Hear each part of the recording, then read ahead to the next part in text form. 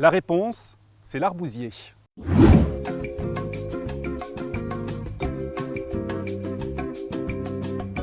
Arbutus unedo, je n'en mange qu'une fois. Et ça, c'est Pline l'Ancien, un naturaliste qui a beaucoup écrit au 1er siècle après Jésus-Christ, qui notait qu'une arbouze, ça allait plutôt bien pour vous, à partir de plusieurs, c'était la crise d'épilepsie quasi assurée.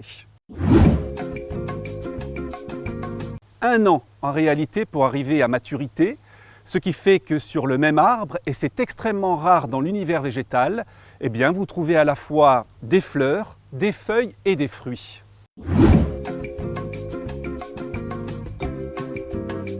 En fait, il est l'attribut de Cardéa. On ne la connaît pas trop dans la mythologie. C'est la sœur d'Apollon. Mais c'est surtout celle qui, avec cette branche d'arbousier, va protéger le landau des enfants lorsque des femmes oiseaux extrêmement belliqueuses vont essayer de venir leur sucer le sang. C'est la baguette pour repousser les striges.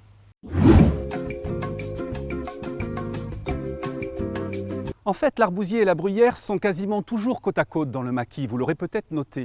À part qu'une vieille histoire nous raconte que Jésus, à l'époque, était poursuivi par les soldats d'Hérodote.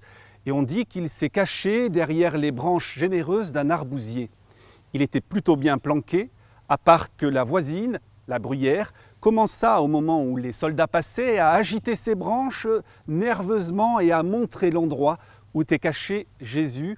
On raconte depuis lors que la bruyère, traître qu'elle a été à cette époque, a été punie, fera des fleurs sans jamais donner de fruits. Par contre, l'arbousier, quant à lui, deviendra l'arbre béni des dieux.